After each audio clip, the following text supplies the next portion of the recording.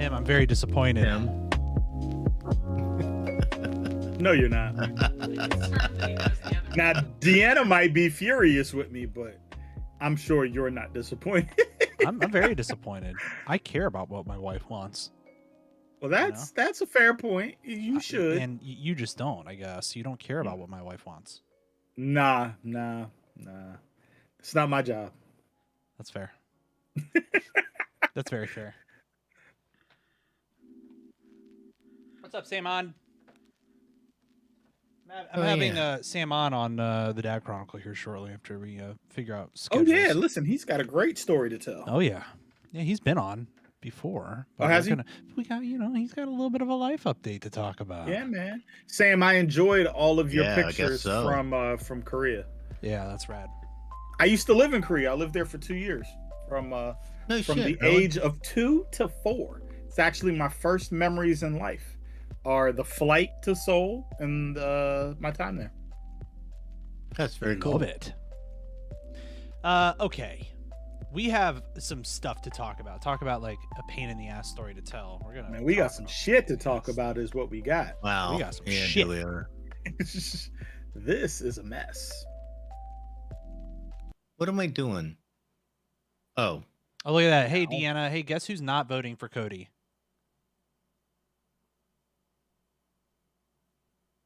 Tim, Deanna's in chat right now.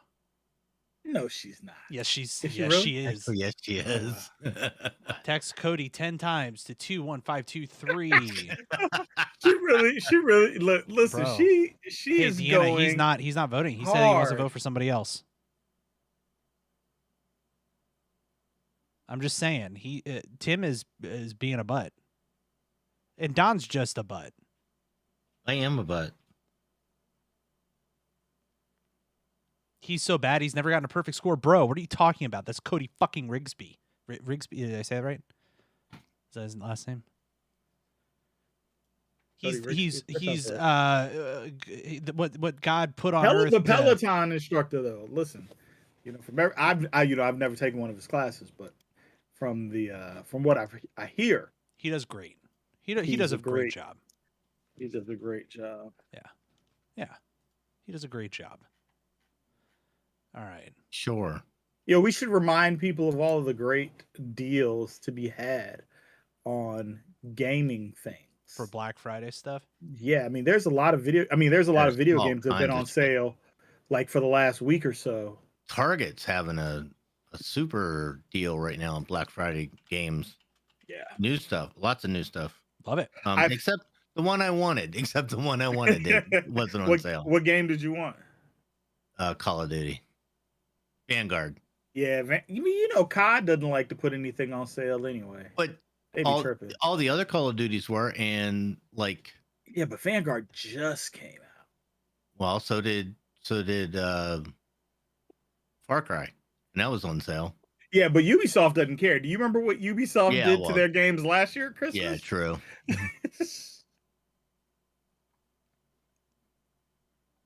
All right, you guys ready? Sure. What the hell is up with my mouse? I don't know. It won't glide. Let's do a thing. We're doing it in 3, 2, 1.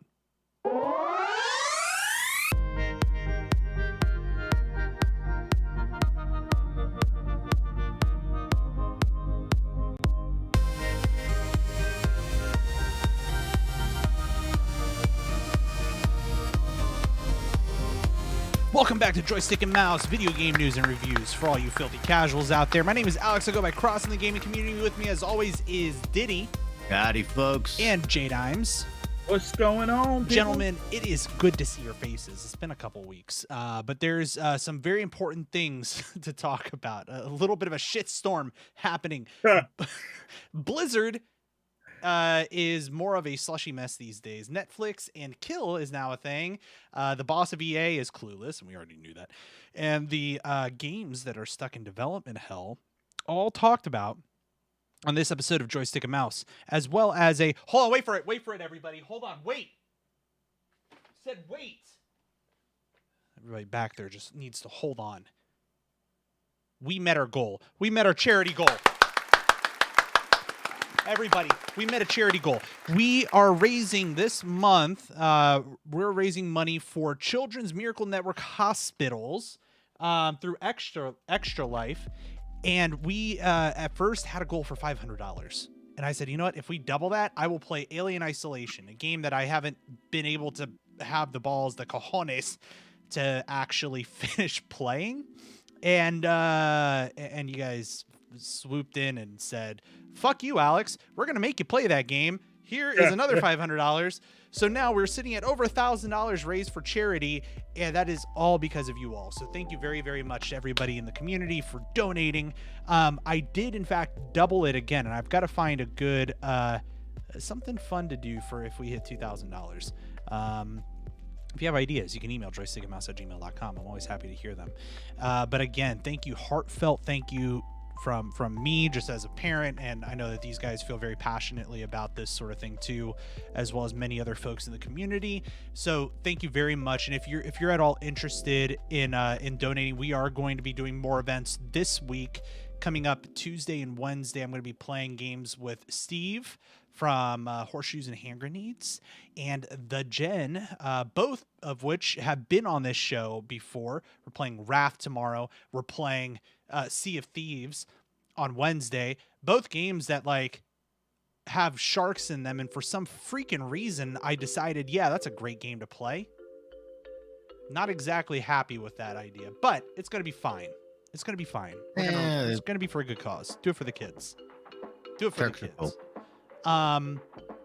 Yeah, so tune in for that right here. Twitch.tv/Alex Albisu. Diddy, talk to me about toilet surgery. What does this mean? Oh, so it's been about 2 years now. We had our master bathroom redone, and they put in a chair height toilet when they did it. And so all the other toilets in the house are the normal ones. And I was like, you know what? I'm switching the toilet out in the spare bedroom. In the spare bathroom to be the same. Because I don't know if you've ever had a chair height toilet, but they're much more comfortable. Yeah. And, next time I come visit you, Don, I'm going to request to take a seat on your toilet. Certainly. Feel free. And then, so I get in there and I tear the thing out. And I'm like, that floor is disgusting. We're gonna do it something temporary and put down self-stick tiles, which turned into a freaking nightmare, as they usually do. Yeah, you start these things and you're like, this will take 20 minutes, and then I figured it wouldn't be that bad. You peel them up, you stick them, you cut a few, good to go. No. And then how easy do those come back up when you want to put actual flooring down? Well, you're gonna have to tear it all up anyway. So there's linoleum underneath of it. Somebody put down stick tiles over the original linoleum, so I just put the stick down tiles over top of those tiles. Oh, your floor is pulling real it up thick. on So when Facebook here for everybody to see the pictures. Yeah. So when they if and when we ever get that bathroom redone, they'll just pull the whole thing up. Gotcha. All of it. So the end result looks great. It looked good, except they started to come up. Oh, did they? Yeah, the adhesive doesn't stick real well, so we actually. Is it the humidity, like in your bathroom? Is that what does it? No, I don't think so. I just think... Nah, peel and stick. Like we used peel and stick when Will's room flooded, because it's in the basement anyway, so it was just concrete underneath. And underneath the carpet, and we put peel and stick in there, and it's a little iffy. Like, yeah, they say what to do is to heat them with a hairdryer first, and then stick them down. I didn't do that at a time, so we ended up going to get some adhesive and got some. Oh wow! Floor adhesive and stuck down the ones that were coming up. Is it fine now or? Oh my God, yes, those things are never going anywhere. That's awesome. So. Not with floor adhesive on them. No. Yeah, nope. It worked good. That bathroom is now in its state that'll last for a year or so until we can get around to doing the to having it renovated completely. But yeah. Well, okay. So Glad though that you're like on the other end of that, because that's kind of a pain in the ass to deal with. It was sort of a pain in the ass. It was but it's so worth it when you get that sort of stuff done, you know? Yeah, there's been a few house projects going on. You know, I told you guys about the balusters that got changed out. Yeah. And we did that. I took our TV cabinet and I cut out the middle shelf and I stuck an electric fireplace in it. So now our TV cabinet in the living room has an electric fireplace in the middle of it. Ah, nice. Very nice. That was pretty cool. Sweet. I love it. Neon Colton, welcome to the show. Pineapple on pizza, I think it's great. Yes. I don't hate pineapple on pizza. I don't know. It gets a really bad rap. I don't know why, but pineapple. It's all right. It's okay. It's great. Pineapple, ham, and like pepperoni. Yeah. Is really good. I'm not a big ham and pepperoni together. I'm gonna give you something that's crazy. Y'all are gonna think I'm nuts, but it's really good. Pineapple, ham, and anchovies. Okay, listen. No. Okay. Okay. And listen, it is beer time of year. Oh my God, I love this time of year. I got the idea from listening to like an episode of Joe Rogan, and he was saying that is it the saltiness from the salt? Yeah, it's the sweet and saltiness that mixes really good. Like I wouldn't eat a whole pizza with anchovies on it, but like a personal pan pizza, or like a couple of slices and just add some anchovies to a few of them. I mean, I'll do like anchovies. It's a lot better than you I'm not. I don't do anchovies. I'll do anchovies in like a Caesar salad. That's fine, you know. But listen, if you like Caesar salad, like real Caesar dressing has anchovies. Exactly, it's made with anchovies. Well, which is why it's made with paste. The anchovy paste. Yeah, anchovy paste is great. I have some of that. I think it's fine. Like that sort of thing is fine. Pineapple, bacon, and jalapeno. That sounds pretty good, actually. That sounds pretty good. Yeah, that sounds good too. I'd eat that. J-Dimes, right before this show started, you were talking about great deals happening in the gaming space. And you know what? I just happened to find on Games Radar Black Friday gaming deals in 2021. We are on the Thanksgiving week here. And I think that it's worth sharing with, Black Friday deals coming out. Here were a few that I found, J-Dimes, and I would love for you to fill in the gaps if there's anything else that you know. Amazon has over 50% of PS5 games and Razer accessories are on sale. Best Buy has a price guarantee available and laptops from $119. Dell up to 30% off Alienware, XPS, and Inspiron gaming laptops. Walmart has Nintendo Switch deals coming in and out of stock. Target has 25% off gaming TVs. Newegg has gaming monitors from $179. Microsoft has a get 30% off gaming headsets. B&H Photo gaming laptops available from $619. HP has a 72-hour flash sale now live. You can save up to $400. Samsung has a save up to $3,500 on an 8K and QLED gaming TV. And Verizon has discounts of $20 or more on controllers and headsets. Those are pretty freaking good deals. Like there are good deals out there. I don't normally see gaming deals that are like that good on Black Friday. Anything that I missed from your perspective, Tim? I would just say that like if you go to Best Buy's website, Best Buy and Target are running very similar sales. They are, yeah. If you have a preference at one store over the other, maybe you got a red card, so you get the extra 5%, or you're a rewards member at Best Buy, so you get certificates. True that. The more money you spend, keep in mind that most of these places will do price matching.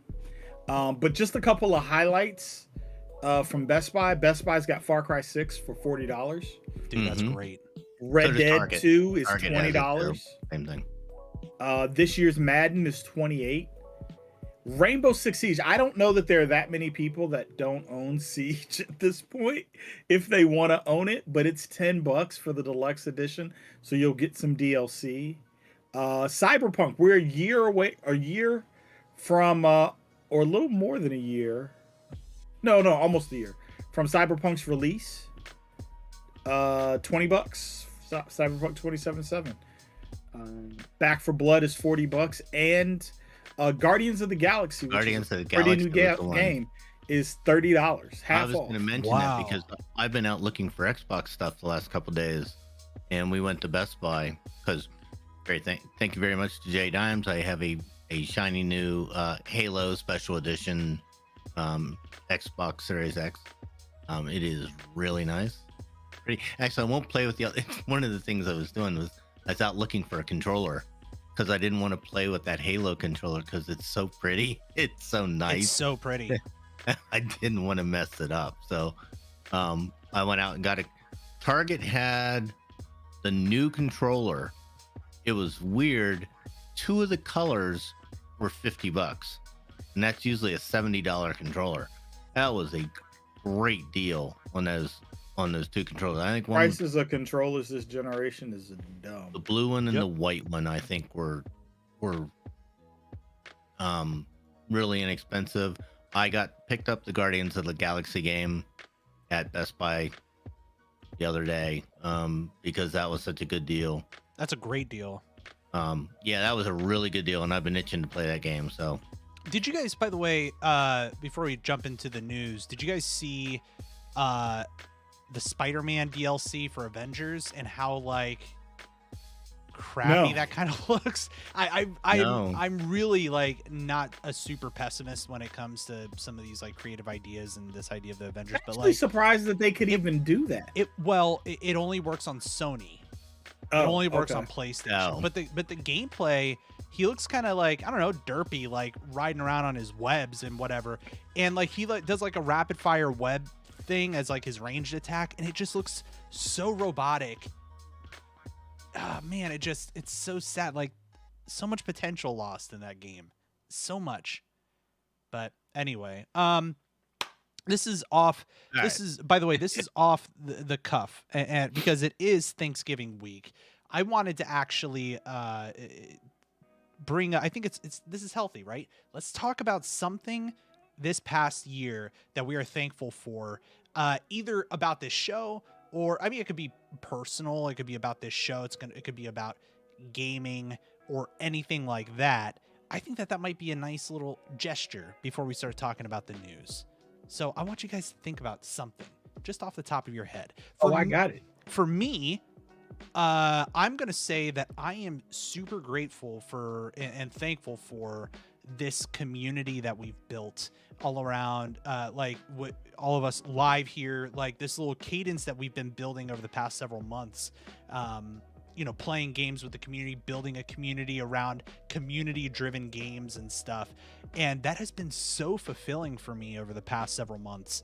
And doing things like hitting new milestones and goals for me personally as a streamer, but then also doing this charity stuff this month has been super rad. So I am thankful for that. And I'm thankful to you guys, my co-hosts of Joystick and Mouse, for being with me on this journey, because it's a lot of fun doing that. Who wants to go next?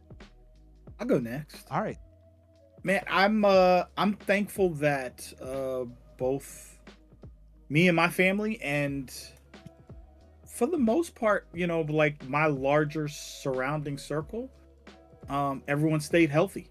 Yeah. We haven't had we've in my house we've had a couple scares where we thought maybe someone had gotten sick, but nobody has. If we did, like, we got a mild case and didn't feel it, but while it has in some ways been a hardship to like be in the house so much, like, it's better than the alternative for a lot of folks. So yeah, true that. Yeah, true that. How about you, Diddy? I was gonna say sort of what you did. I've been really thankful for this show, for you guys, and this outlet of the community and being able to interact with everybody, because it's sort of kept me sort of sane this year. It's the raid teams and you guys and all the people that I sort of get to have my social circle, because trust me, it's been really tough. And, the anxiety kicks up to about 11, when I think about going out to an event where there are a bunch of people. Yes, sir. And it's tough. So I really appreciate and am thankful for this, for you guys and this show and the community at large. So yeah, I was sort of thinking the same thing that Alex was. Very good. Well, everybody at home, we are thankful to you for being here and for listening to this show over the past 120, almost 130 episodes, 127, right? Is that what we're on? Something like that? What is 127. Yeah, that's crazy. So thank you all for being here. And with that, that's a good segue for the news. It's time for the news.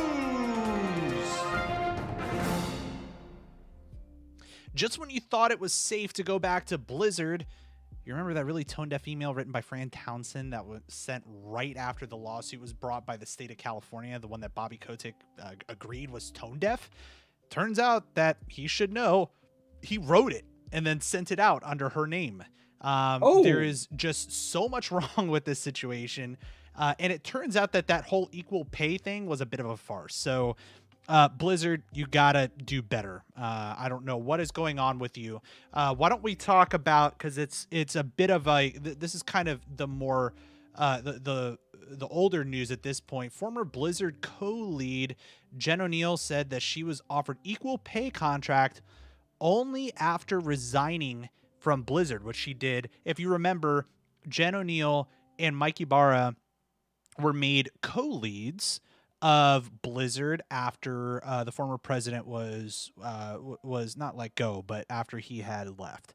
Now, Jen has left the company to, pursue some other opportunities that were going to allow her to make more change for equality in the gaming space, and she's joining some nonprofit boards and some other things that are going to help with that. But when they were first approaching, Activision Blizzard, kind of like at the higher level, they both went and said that they want, this to be pay equality, and it turned out that wasn't what happened. They actually didn't end up getting the same amount of money. Mike Ibarra got paid more than Jen O'Neill, and that left a pretty sour taste in Jen's mouth, I'm sure, and ours, hearing about this, and has led to a lot of scrutiny against Activision Blizzard, because they are, saying one thing and doing another. And this is kind of what we talked about, where we as consumers and fans of the work that they do have an opportunity to really keep them accountable for this. So, that really, really stung. Before we talk about the Fran Townsend stuff, what were some of your all's reactions to that news when it happened?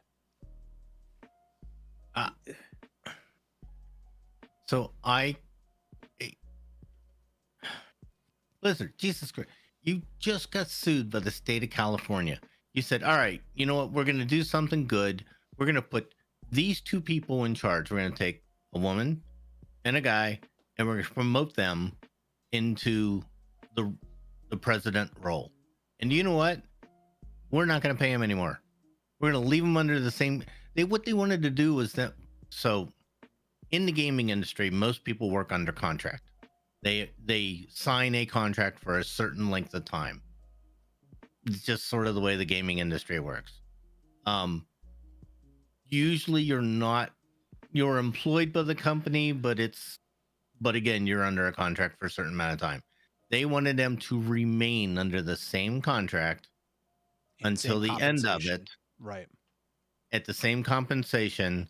And then they said they would true it up afterwards. And that's just wrong. That's lazy. You don't promote somebody and then say, oh, by the way, we're going to pay you the same thing.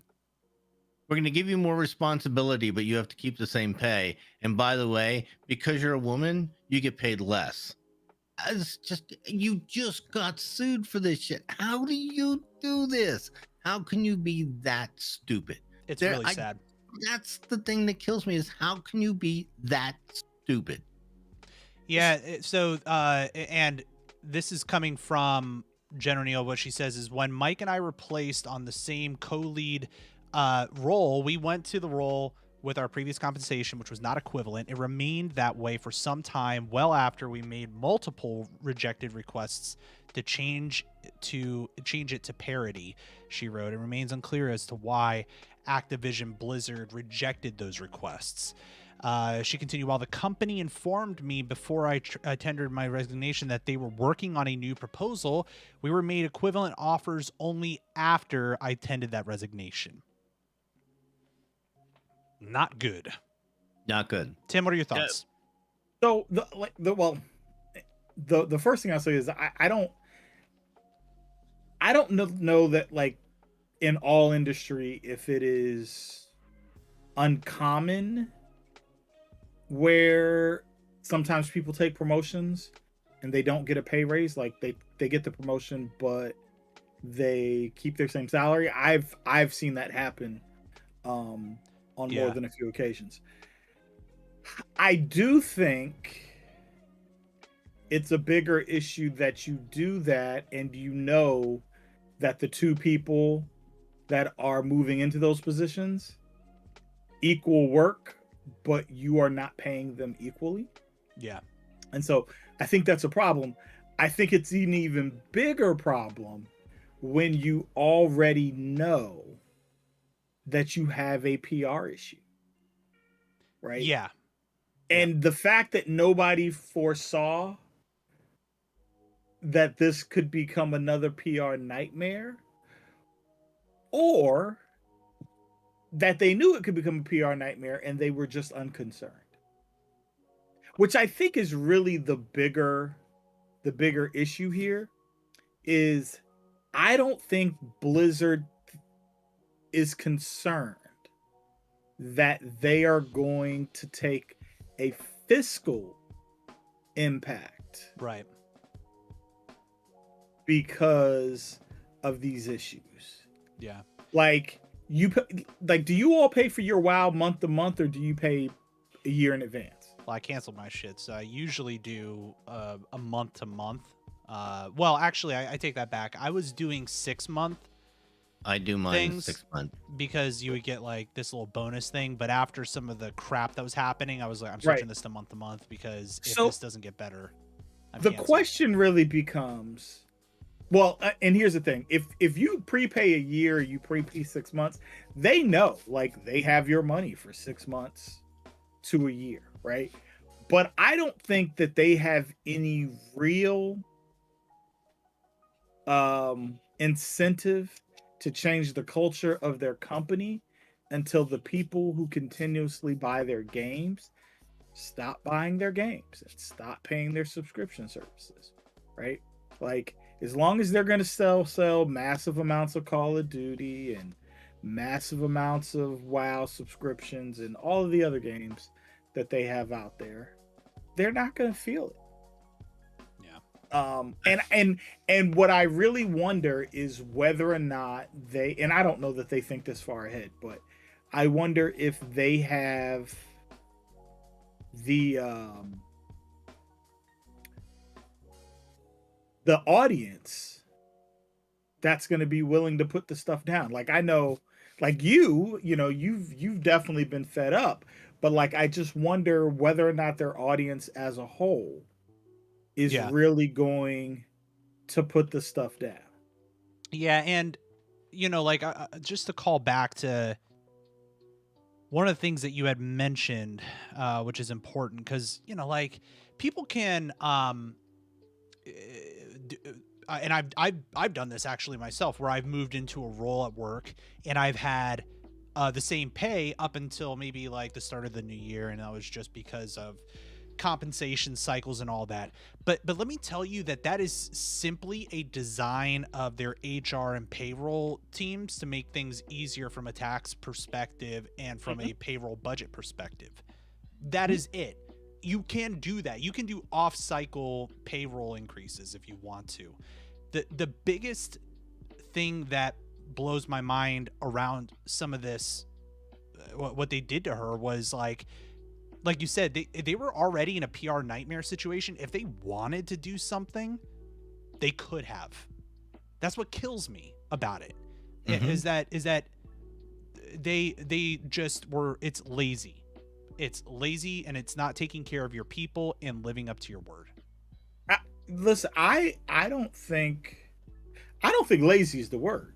It's disrespectful. Absolutely. It's what it is. Absolutely. It's not lazy. I It's just don't think. disrespectful. I think they just don't care. I think EA feels that they are too big. Hold on. EA? No, I'm sorry, Activision Blizzard. Activision. No, we'll talk I about think- EA here in a little bit. Yeah, That's a whole other thing. All right, thinking the other thing. I think Activision feels they are just too big. They've got other IPs. They don't care. They just don't care. Yeah, it's sad. And then, Well, yeah. and then Is it gonna hit them in the pocket? well, and the You other gotta hedge your thing, bet. Right, but so I don't know what the breakdown is anymore. But yeah, I don't think Blizzard is the larger part of it. Their mobile game company makes so much more money. So much money. More money than than what Blizzard or Candy Activision could ever Crush. hope to make. They own King, right? They're just that makes so much more money than anything else that they just don't care. Just Candy Crush, which was part of King, which is Activision Mhm. Blizzard King, in 2020 made $473 million between January and September. Like that's a fuck ton of money. And the other thing to think about, those mobile games are not costing them anywhere near Exactly. the same amount of money to that's just develop. it. There's no You're not even servers looking for the running on same the level of talent. background. There's very little customer service that goes along with them. There's a little bit, but not a lot. It's not like running an MMO. I mean, they don't care. They don't. They just don't care. And something that Obenga in chat said, and by the way, thank you for that very kind note earlier. That was very, very nice. Happy to have you here. It said, they said, anyone else notice the 6-month sub marketing go live after all this shit? I feel like, Oh, hell yeah. I feel like that happens, right? Like, and it's sad. There's absolutely a reason that they gave away things this month for the 6-month subscription. Because again, that's like low cost. Oh, absolutely. You're just paying for the design cost of that thing. Yep. They're painting that over an existing model. You know what I mean? So it's very little overhead, and then all But of a it sudden might be enough to swing somebody who was gonna turn it off. It almost did me, for this past one, but I said, "Fuck it, no! Like I'm not gonna do it." Stand your ground. I have had my subscription since the day after it launched. I have not let it lapse ever. I am seriously considering not renewing it. Yeah, and for Seriously. Diddy to say that, it's a, yeah, And it's unless so unfortunately it just renewed last month, but at the end of the 6 months, if things aren't better at Blizzard, I can't see myself renewing that subscription to WoW. And we should have had Beck on day. for this episode, because I would be interested to know her opinion as a WoW player and also as a professional woman who, in her position, probably is still dealing with men who do the same job, getting paid more money. Your wife, Beck. Oh, I can guarantee you that. I work there. I know a little bit about that. I guarantee you culture. that there are absolutely people in the same position that get paid more just because they're male. Yeah. Absolutely. And kind of on this same note, the other piece that came out recently, which just kind of put the nail in the coffin for me, was that Bobby Kotick actually wrote that email that Fran Townsend sent. I don't know who's worse. I don't know whether it's worse that he wrote the email and sent it out under her name, or that she didn't say anything. Yes, that let him do it. That second point, by the way, it's worse that he wrote it. It's worse that he wrote it. That is a very intentional action. I agree. Oh no, absolutely. But that point, though, I think is still an important one, because what people aren't realizing is that there's still another enabler on the other side of that who she is stood up and didn't say anything. doubled down on it Right. afterwards. She just took it, but I get, she's a freaking torture apologetic. What do you expect? So she's essentially there's this email that went out to the Activision Blizzard King employee group, and it came from Fran talking about how this is the whole allegations about sexual abuse and pay inequality and like some of this other stuff was a complete farce, and that that they would be fighting it with legal help and all this other stuff. And Fran Townsend wrote it, who's part of the executive team at Activision Blizzard, and she was pretty vocal about it on Twitter as well, to the point where she was getting so much backlash from employees that she just deleted her Twitter account after blocking a lot of their employees. People knew she was lying. Yeah, and she was then and then after all that had happened, Bobby Kotick comes out and says, yeah, this is very tone deaf. We love our employees and we need to do better in this and that. When it turns out that he actually wrote the frickin' thing. Not only that, he had been accused of being sexual part of the harassment. Problem. Yeah, he was part of the problem. He is part of the problem at that company. Yeah. And yet they let him in charge. They leave him at the head of the company. Well, and the other piece to this is that now there's stockholders are calling for him to resign, and there are a lot of employees who are also pushing for it. There's something circulating the internet to petition for people to sign for him to be removed. So there's a lot of people that are vocal about their displeasure of his leadership.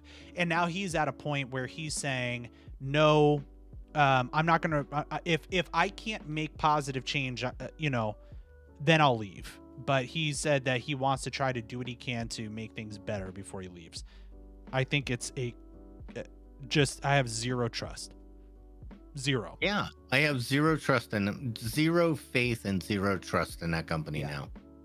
And on top of all this now, something that's worth mentioning is that the three big console players, starting with Sony and then Microsoft, and now most recently Nintendo, have recently been vocal about how kind of disgusted they are with the situation going on in Activision Blizzard. Phil Spencer from Xbox even talking about at one point, like, I don't know how we can even continue to do business with them.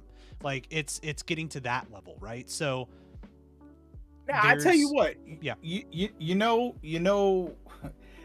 this is the way that you kind of can cut that off, but this is going to take a lot of you have to have a set of cojones for this. If the company's in charge of the devices that are used to play your game, bless you, thank you, no longer support your game or your company, yeah, then that's a level of pressure that I don't know that they can withstand.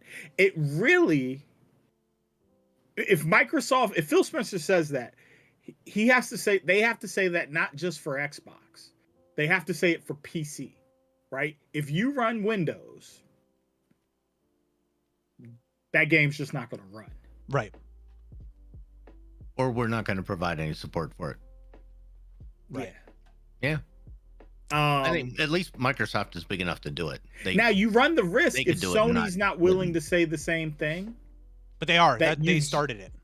Sony did? Yeah. Sony put out their was the first person to put it out, and then Xbox followed like a couple days later. That's the kind of thing that will put pressure from. I mean, pressure can come from one of two places, right? It either comes from your customer base, or it comes from your stockholders, right? Both are pissed. Right. Yeah. But the people that can really affect change quickly are your stockholders. Because if they start dumping stock, or you just get enough votes to say, listen, y'all do something or we putting people out.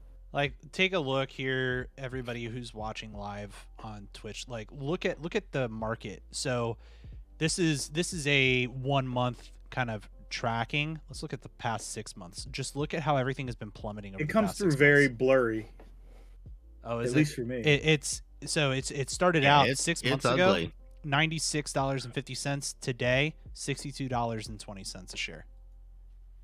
It's not a good place to be, man. You can't lose half your Yeah. valuation. So I don't know, man. All I'm saying is, Blizzard, get your shit together. Until then, you're not having any of my business. What kills me is, how is he still in charge? I don't know, man. That's no. I do know why. It's because everybody on that on the board there, they're like all buddy, and they're not holding his feet to the fire. Like, that's exactly the way this stuff works. Oh yeah. That's why it's got to be. It's gonna take some activist stockholders. Yeah. Who are gonna have to go in. Those are the people that can put the board's feet to the fire. Yep. It's either that or it's going to take these companies coming and saying, "Nope, until you take care of this, yep, we're not going to support you." But I'll just say this: I don't think it's enough. Like, Activision has their issues. And they should be addressed, right? But I don't think we can sit here and look at this and be like, this is just an issue that Activision has. Because it's not, right? And I'm sure if we went and looked at the salaries of Microsoft and Sony and, other big companies, there's some of this. There may not be as much. It may be a little more controlled, right? But there's a reason why companies don't want employees talking about salary. Yep. Right. And there's a reason why when you look at like the government, they are very specific in particular about how they do salaries. Yeah. I actually had this conversation with a friend of mine not too long ago. She was negotiating a salary, and I said, there are companies that are very specific and very hardline when it comes to like your entry salary, right? Because it's very easy to get caught when you bring in people at the same entry level position with the standard expectation of experience, and then your pay is all over the place, right? And your pay is going to always be all over the place after that.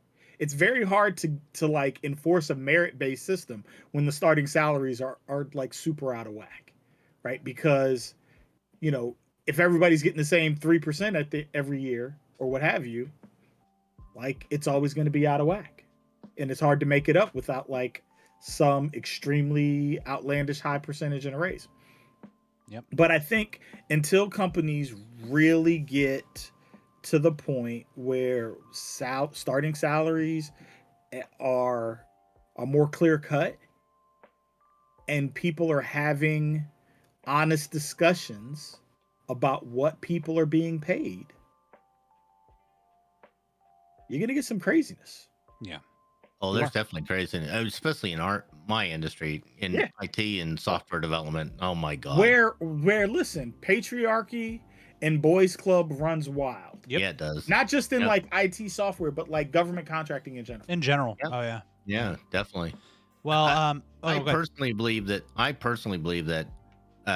salary should be tied to your title. Period. And performance. I believe the performance should get you a bonus. It should have nothing to do with your annual salary. If you perform well, I agree. You should get a bonus. Your annual salary should be tied to your job title. Period. Everybody with that job title gets the same exact amount of money. If you have enough experience, if you're more experienced than somebody, then you should have a different job title. Yeah, no matter where you work or whatever it is. Yep. You do this is what you get. So there's no question. It's an interesting point. I think there's important people from my IT background. There's important people who can help flesh that out a little bit more, I'm sure. But it's a tough time, man. But anybody out there who wants to comment on what's going on here, our thoughts. You know why businesses hate us. bonuses? Why? Because it's hard to plan. It's hard to plan a budget. Yep. When you're paying folks bonuses. But that's why you tie, like, commission is a good example of something that works really well, because your commission, how much you get, is based off of what you're bringing in. Yeah, that and that does work in some industries, but like my industry, that wouldn't work. Right. Like there's like no real way. I mean, that you can do bonuses, right? But it's tougher in some industries than in others. But yeah, I mean, I get what Don is saying. Like, there needs to be some level of standardization. Yeah. At least unless if you're not going to do that standardization, you have to be very mindful as a company what you are doing with pay, because you will find yourself in these situations and it's hard to explain them away. Yes, you do. Yep. joystickandmouse@gmail.com. Email us. Let us know. Let's talk about Netflix. Tim, what you got? Netflix. The Netflix game service went live, and as expected, it was meh at best. Well, listen.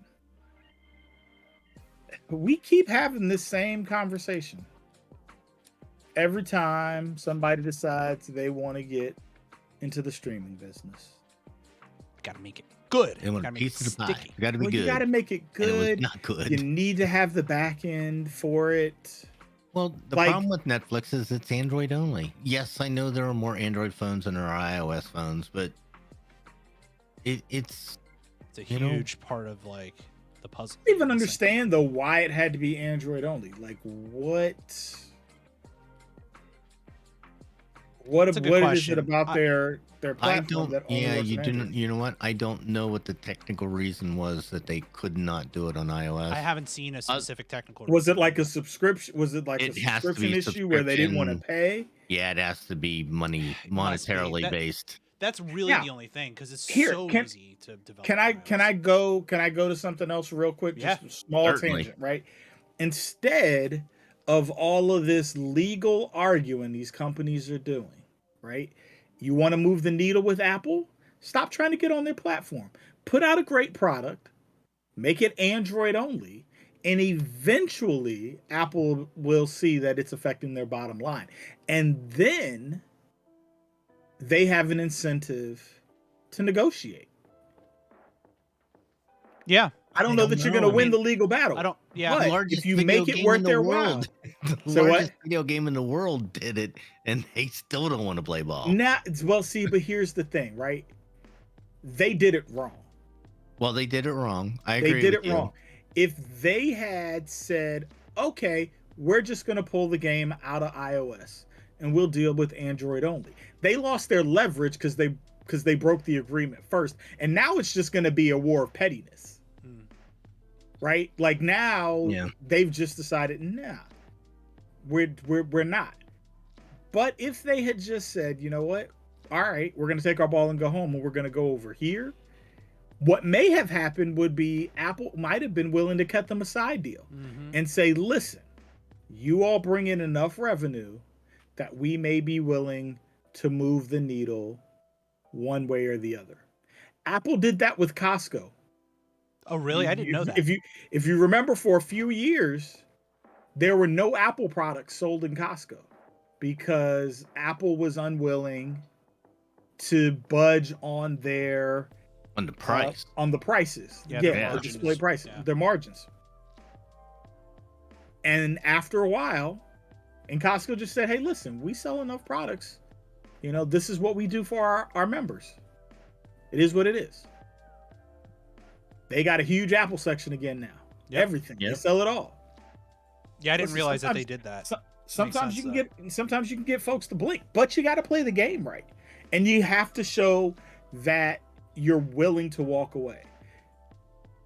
Epic wasn't really willing to walk away. They're trying to litigate their way back in on their own terms. Right. Yeah.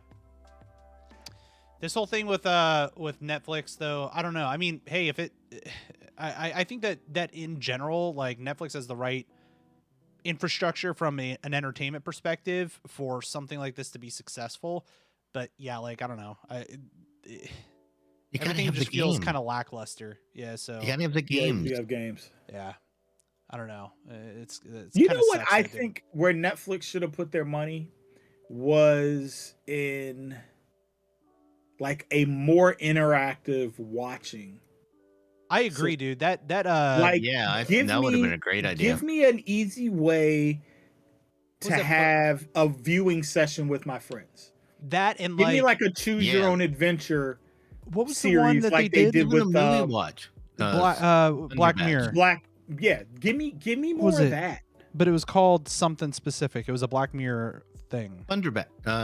Slender Batch, Cumberbatch, Benedict something like- Cumberbatch, something like Kings of the North. I don't fucking remember. I don't remember, something like that. Game of Thrones? No. No. But anything that is like a choose your own adventure thing, I think would rock on that, and have a watch party where everybody can kind of put in their votes and like make it go a certain way. That'd be rad. But instead, they lined up games that the games Or work were a deal with Telltale. right. A Telltale game would work perfectly with Netflix. Bandersnatch. Like it fits. Bandersnatch. Thank Bandersnatch, you. right. Bandersnatch. God, Yeah. Sam. Thank you, on Sam. that. That sounds inappropriate. fellas. Bandersnatch. I don't know. But the Bandersnatch.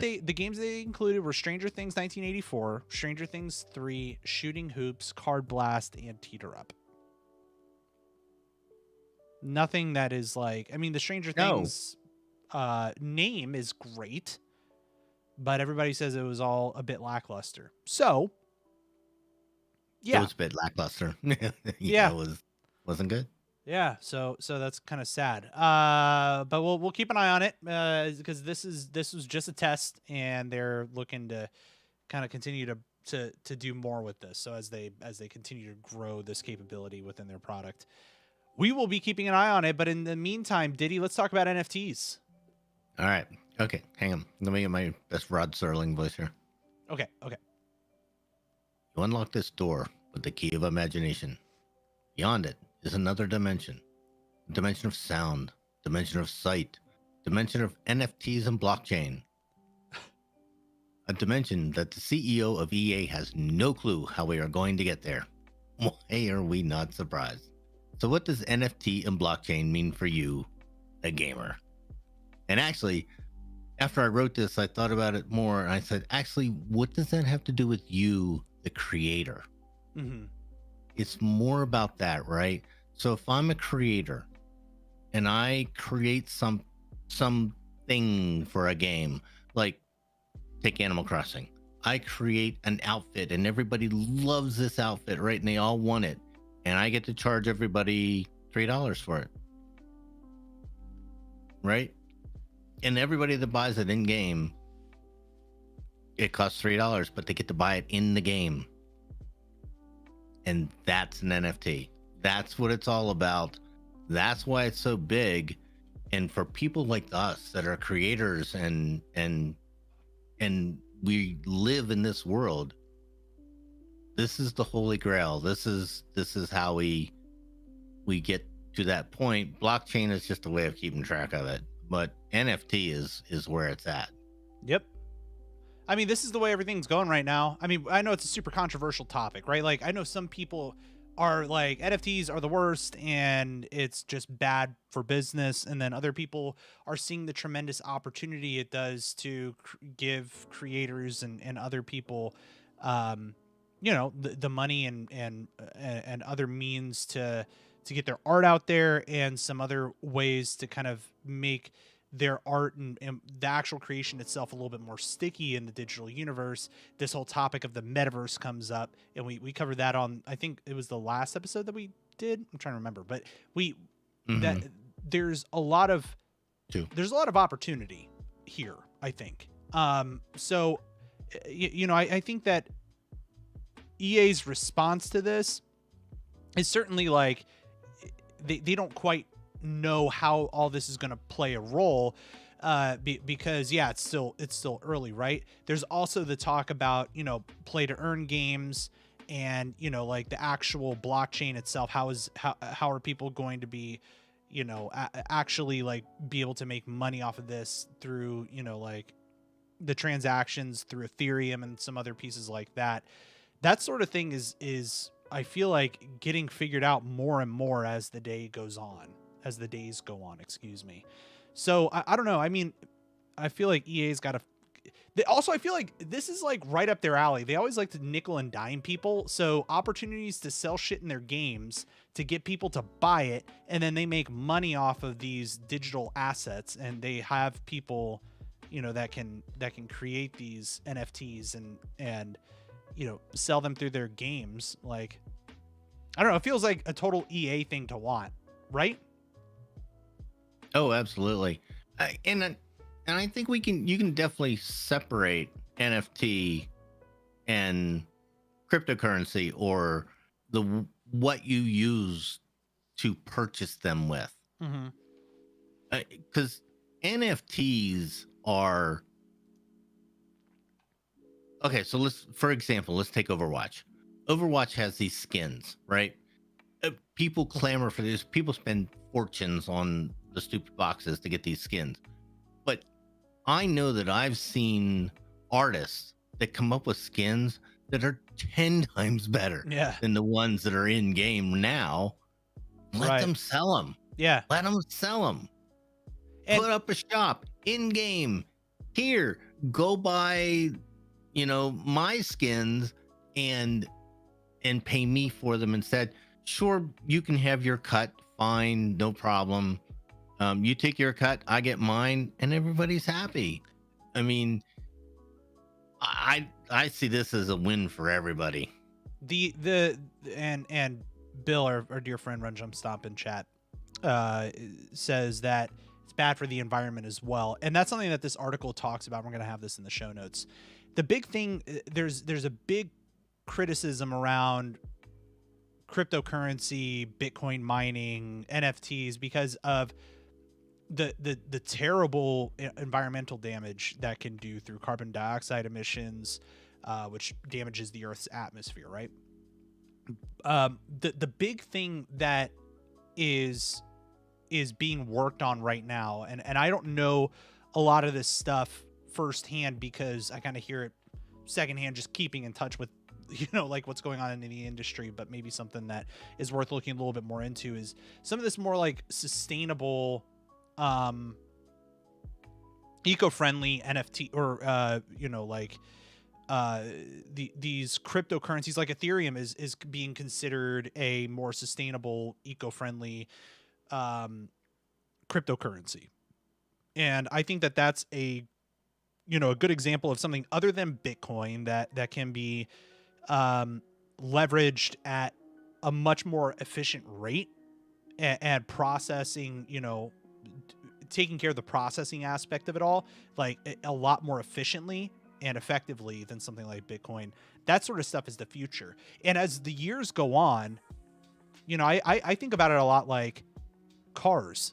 When cars were first around in like trains and locomotives, like it was all the shit that they were pumping out of them, like to be able to like do stuff, right? To be able to like look at us where we are now, like vehicles are running on electricity, like clean electricity. We have hybrid vehicles that were developed, 10 years or so, 20, I don't know. It's been a while now. But these things will evolve. And I think that, it's good to be critical of where things are today. But let's also think about like, where is this looking at? Like where is this going to go? So there's goodness on the horizon. Isn't that the whole problem with people in the environment? Nobody wants to think about.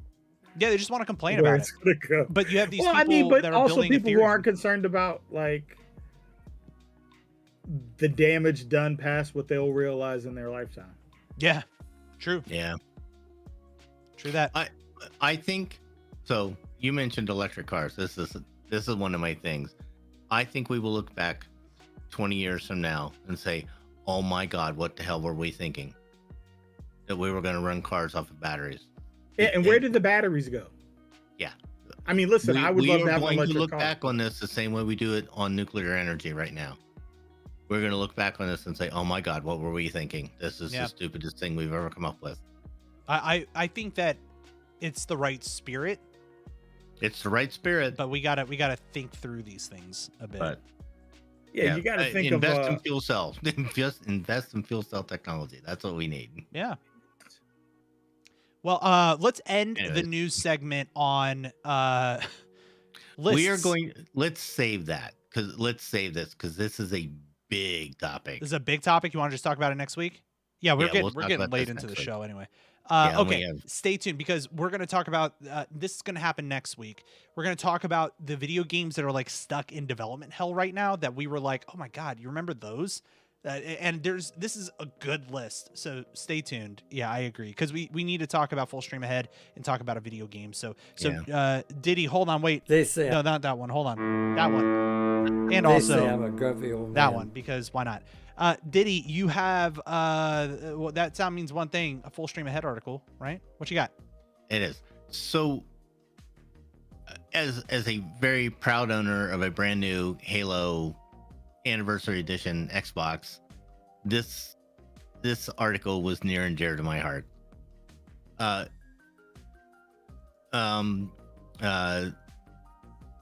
the people that did Halo, shit. Who, Bungie or Bungie 343? Bungie. Yeah, Bungie and 343 are working. Microsoft are working with TV manufacturers to be able to let you play games on your TV, to have the software built in to let you do cloud gaming on your PC. Or I'm sorry, on your TV. No external box, no nothing, just the TV. This is the greatest thing ever. I can't wait until they get this and get it right, because if you could just fire up your TV and sit down with the controller and play Halo, no other box, no other thing. It's the future, dude. Just the TV. This is it. This is what we're talking about.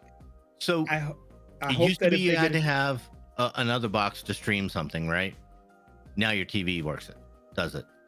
We've got 2 of these TCL TVs in the house that there's nothing else connected to them. Dude, yeah, it's just the TV. It's a smart TV. It's an app, right? Like, run that shit. Yeah, this is fantastic. Yeah, I know that GeForce Now and Stadia are talking about this on the TVs.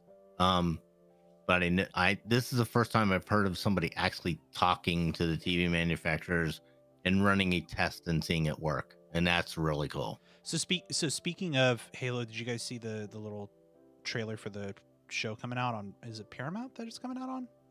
Yeah, looks rad. Yeah, it does. I love a live action another streaming Halo service. Oh, come on, guys! I love me a live action Halo. I think that's great. Yeah, and Run Jump Stop Halo is great. Loving. We played that instead of doing a show last week. It was great. God, I'm so bad. Diddy's really bad, but you know what? Really bad. With that terribleness, it was fun, wasn't it? It was fun. God, it was a blast. We had a community there. Everybody was playing. We were playing big maps. We had like 8 or 10 people together. It was so good. So I was finding all kinds of new ways to die. It was great. They just got to figure out like their comms issues. There was some comms issues. We played a charity stream on Thursday as well. Just got to figure that out. It'll get fixed. But this, so we thought that we kept saying that the next console would just be a smart terminal, a thin client. Actually, I think this is it. Yeah, I agree. It's going to be built into the TVs, just like the way the streaming services are now. Agreed. It's going to be built into the TVs. We won't see an external box anymore. Let's do it. Let's fucking do it. I think they need to figure out a way to get it into TVs that people already have, smart TVs that exist. Oh, agreed. Because I think if you roll this out and expect people to go out and buy brand new TVs. Yeah, and like Samsung, this TV right back here is a Samsung Q80T. Like they're second from the highest end, smart TV, right? So it's but their UI, no matter what model of Samsung you have, you get the same Samsung UI, and you can visit like it's almost like an app store. I think it's been a while since I've tried to use it, but yeah, Sony's the same way. yeah, it's the same thing with like an Apple TV. Imagine running that app on your Apple TV. That'd be so cool. Here's the nice thing about Sony. The Sony TVs, their interface is identical to the PlayStation. Yeah. It looks exactly the same. Yep.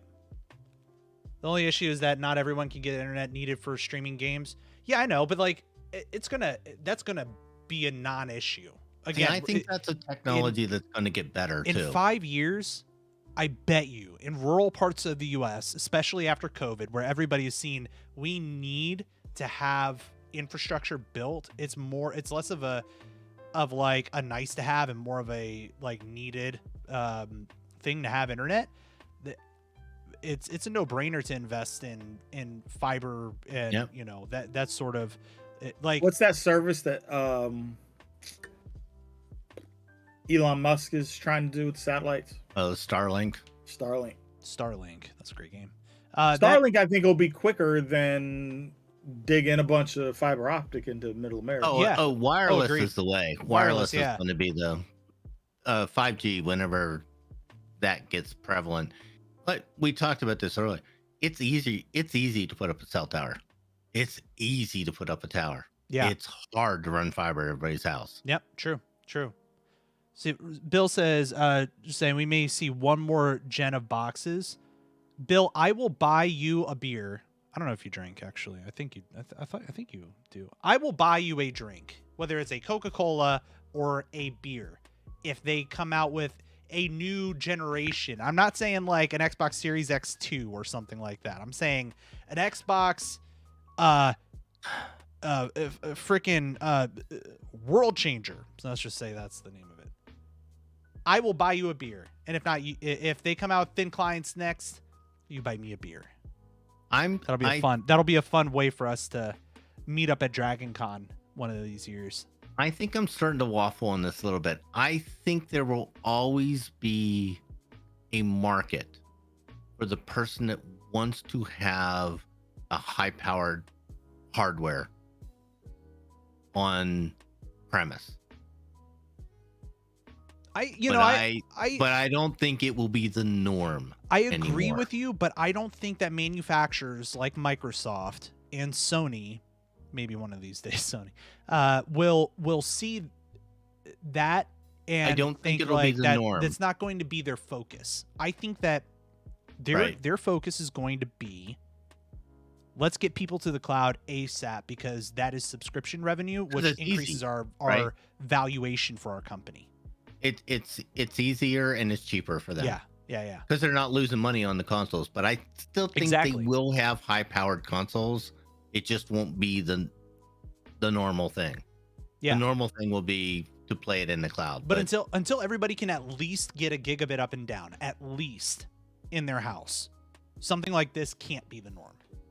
It can't. Like you can't. You need a gigabit though.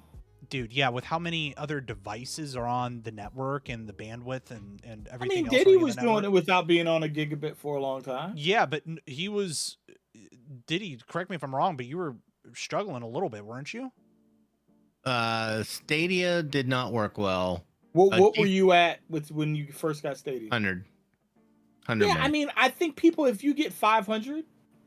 But I'm talking about... That's enough. I'm talking... Yeah, okay, maybe, but, you know, like, they're doing like a 250 up and 100 down or something, or the other way around or something like, yeah, and then it jumps up to like a gigabit. You know what I mean?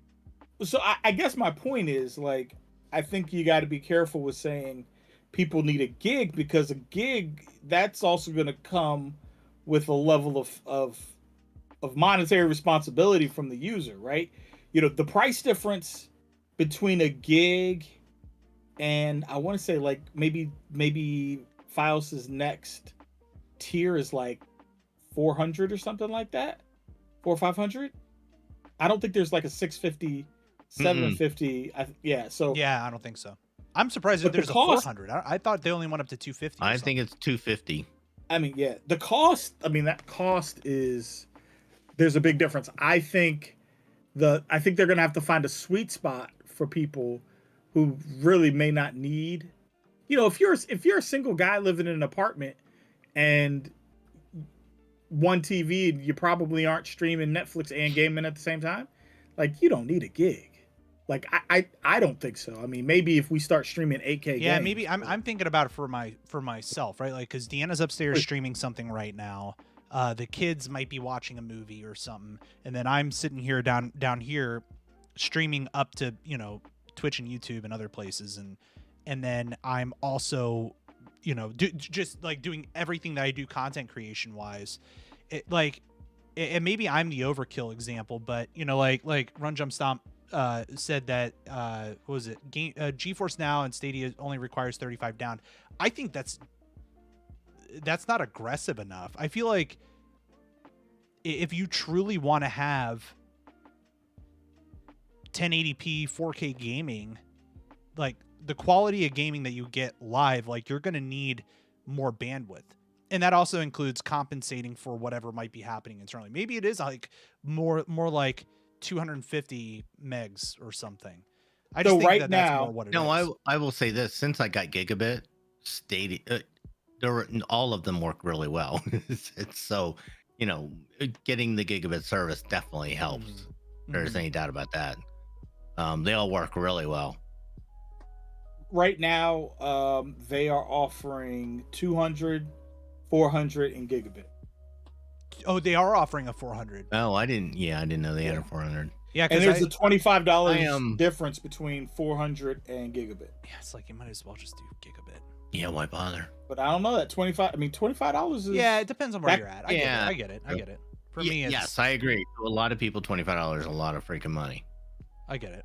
No, I do. I respect that. But here's my underlying point of all that. It goes right back to like all this shit's going to be more readily available as we look 5 years down the line. Like, true. I didn't even have like an option to go to 5 years 400 ago. megs. Like 5 years ago, could you think about having a gigabit of internet? Oh my gosh, no! Like that was an incredible upgrade. When we moved into this house, what was it, 3 years ago, 3.5 years ago, and they were like, "You want a gigabit?"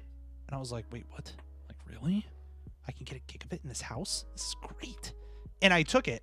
They didn't even have the 400 meg option. In fact, like it was like 250 megs, or for like $10 a month more or something, you can get gigabit. I was like, yeah, okay. There's my answer. Yeah. Run Jump Stomp. My dad still has dial up. Dude, that's brutal. Yes, I know. There's some people like that. I get it. I know people still using DSL. I do too. Does he have dial up because he doesn't have other options, or he just doesn't want to? Yeah, I'd be change service. I mean, some people are going to be just like happy with what they got. The internet isn't as important to some people as it is to us.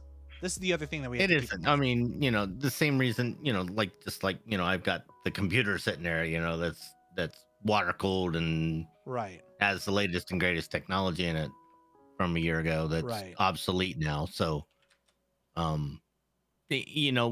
not the norm, but I did a check the other day. I had 63 devices on my network. Yeah, that's a lot of things. Between cameras and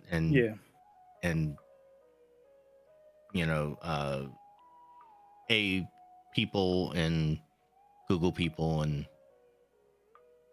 device and all the light bulbs and crap that's just everywhere in this house. So. That actually might be up there for me too, because of all the stuff that there's a lot of devices in this house, and it's great. So we used to laugh at Star Trek. You'd walk into a room and say lights on. That's what we do. That's what we do. I walk into a room and say, "Hey, turn the lights on in the living room." Yep. I mean, it's here. Yep, it is. We're there. This is it for the news. If you want to email us, Please email us at gmail.com. Let us know your thoughts on everything that we talked about. Diddy, there's a game that you want to talk about. Is that something you still want to talk about today? I can talk about it. Let's talk about it. Because it's going to be really quick. Okay. Yes, and the reviews were so mixed. They were. Surprised. What's the game you're bringing today, Diddy? All right. So I wanted to try something completely new, something I've never played before. So I downloaded Back for Blood off of Xbox Game Pass and decided to try it. And it is one of the most god awful horrid things I've ever Oh, played come in my on, life. really? You can't say that. It looks so fun. Awful. It was terrible. Everybody says it's so fun. Really? Okay, so the gameplay itself was okay. Nothing special. Run around, shoot the zombies. Great. The other stuff was just like, there was so much of it. It was like, I was just so lost so fast. I was like, oh my God, there are cards and there are upgrades and there is stuff. And I was just like, screw it. I need a freaking PhD to figure out how to upgrade my person. So the gameplay was fun. It's just more the mechanics of the progression system. And stuff it was just so overwhelming. And maybe if I'd played Back for Blood 1, 2, or 3, well, that would have been that was Left 4 fine. Dead. And that this game is made by the same people, or it's spiritual successor or whatever. Maybe if I'd have played one of the other games, I would have had a clue of what was going on. But as soon as I get through like the tutorial, then they're like throwing, which card do you want, and how do you upgrade? Do you want to upgrade this way or that way? And I'm like, tell me about them, and which is which and what does what, and there's no context to what you're actually to what I was actually looking at. So is Back for Blood the one where you have kind of the like the range room where you can try out all the firearms and such? You can try out the firearms. So here's the funny thing about that. I'm pretty sure Will has that for Oculus. Oh, maybe. And I thought that was really an interesting part of the game, like playing that in VR, because it's very realistic in like the way that it makes you handle the weapons. Oh, okay. And I actually thought he bought a simulator, like a gun range simulator. He was like, "No, it's a zombie game. It's Back for Blood." And then we left that and we went and did zombies. But I wondered how I would like that game on console versus VR, because like the VR brings a whole different dynamic in the way that you play the game. Yeah. Because it's not like maybe you don't get to reload with a button. Like you literally have to like make a motion. There was to reload your weapons. Nothing special about the gameplay. I mean, basically shoot the zombies. That was pretty much it. There are 50 games out there like that. And the rest of it was just so complicated. I was watching them do the little card thing. If you're watching live right now on the video, that's confusing. That's a lot. It's like overly complex. And that's my problem with a game. And I know there's going to be people that are upset about this, but Dead, what is that game called? Hold on, I have Left it here 4 Dead? in my Steam Dead library. Rising? No, it is called Dead. Dead Island? No, gosh, I could like see the portrait. It's where you play as like the various horror genre people, and like other people are like playing as victims, and like you have to survive and escape and activate these motors and stuff. Dead by Daylight? Dead by Daylight? Is that it? Oh, that is a game. I don't know, but the progression system in that is so overwhelming. I don't want anything that insane. It just, it's too much. Let me see. So I this will ruffle Tim's feathers a little bit, but like even Dead by Daylight, by the way, that was it. Dead by Daylight. Anyway, go ahead. The Division is a little bit too much. It's like, I can do this mod, or I can do that mod, and I got this, and I got that, and I can upgrade that, and I can upgrade this, and I'm gonna. It was okay, but like you have to update the different outposts, and they do different things, and it's like, can I just have something simpler? you know. And but the great thing about the Division is you can just go kill stuff. You can you don't have to deal with any of that if you don't want to. Well, IGN gave this an 8 out of 10. Did he? What would you give this game? I would probably give this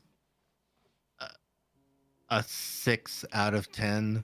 6 I out mean, of 10? it's a I mean, that's fun, not awful. I kind of want to try game. it. Maybe we'll do that Not awful. next month. It's not awful. The gameplay is good. It's just the progression system is so overwhelming and didn't make a lot of sense. At least if I go into the Division and look at it, it makes sense.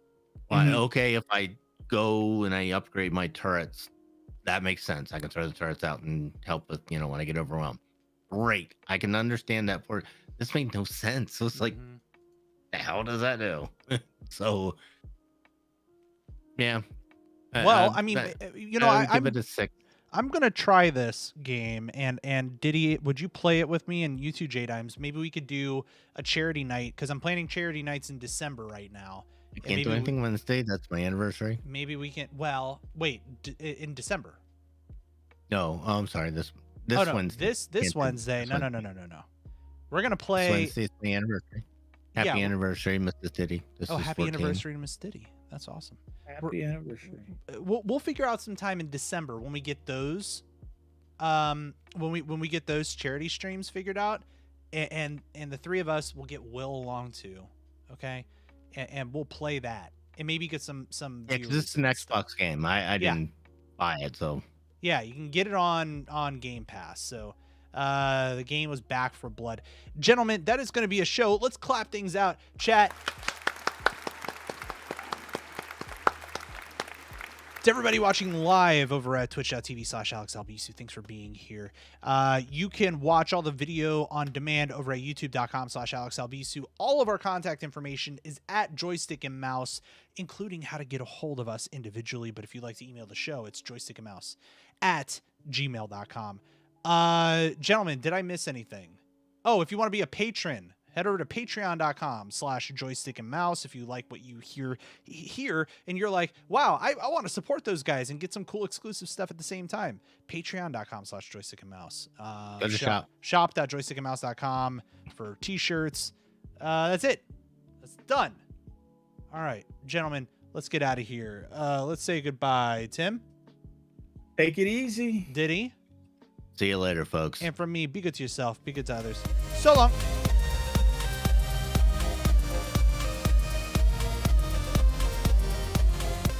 If you like this show, check out more great content at incastmedianetwork.com. Diamond Club hopes you have enjoyed this program. King Clyde Crow, thanks for the host, by the way. Sorry, he came in just as we were. Thank you. As we were. Cody came in third. Oh, okay, good. Which is good because there were 4, so he made it. Hey, hun. All right. You didn't talk to me, yeah. Chat, we're gonna end the stream here. Thanks for being here.